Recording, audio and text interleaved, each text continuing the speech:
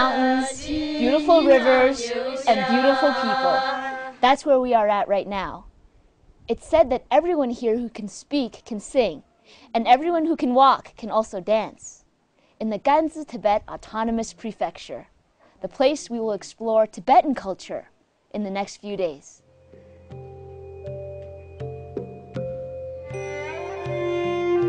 The Ganzi Tibetan Autonomous Prefecture is located in northwest Sichuan and has attracted explorers, pilgrims, and traders for ages. The most common path is by flight into Chengdu Airport, followed by a long car ride to Danba, then leading to Daofu, Ganzi, and finally Dege.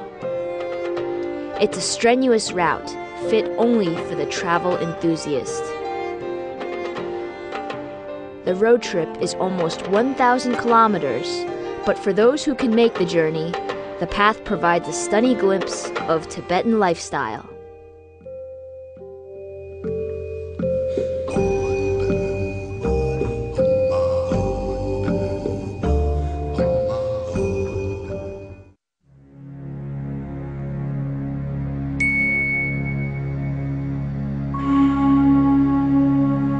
From afar, Danba seems like a kingdom of mystical castles, with watchtowers everywhere. Whoa. This mountain valley is 383 kilometers from Chengdu. It's dark and creepy in here. No lights. Can you imagine fighting a battle in this watchtower?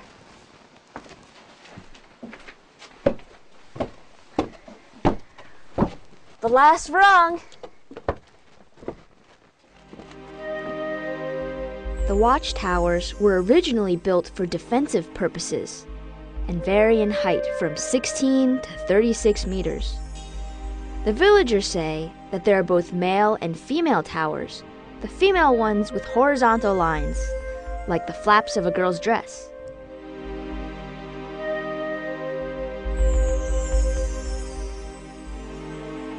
Another belief is that after a family has a son, the family should build a watchtower to protect him from evil spirits. They should add one floor to the watchtower until it was 18 stories high.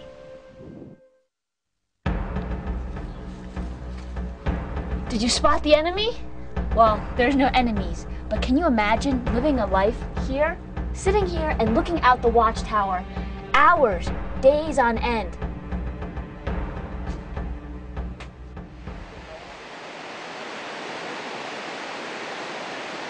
Outside, the landscape is varying, from towering mountains with an altitude of over 5,000 meters to river valleys as low as 1,700 meters.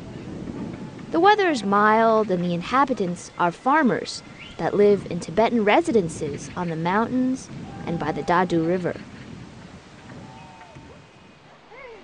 The houses are built in harmony with the mountainous landscape, simple yet inviting. I couldn't help but want to visit one village.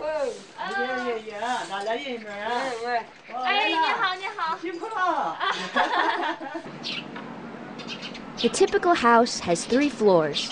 The first floor for raising pigs and chickens, second floor is where the inhabitants live, and third is for prayer and worship.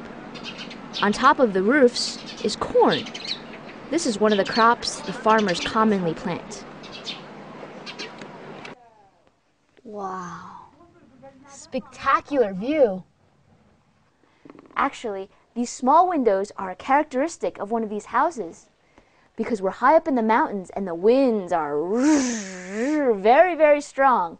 So the small windows keep us warm. It's also the same with the walls. So thick.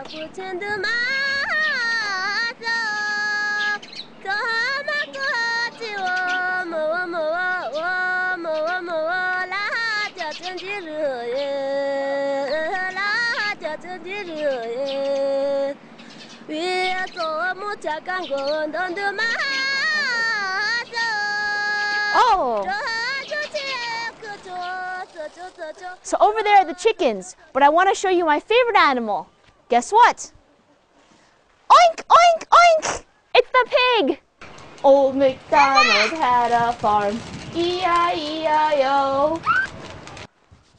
Oh, it's getting a little cold outside. Luckily, we're in the most important room with the fireplace, right here. And around the winter time or dinner time, the people will start up a fire and then boil their pots of goodies and beef and pork and all these sorts of meats here. And also, this is a center of activity because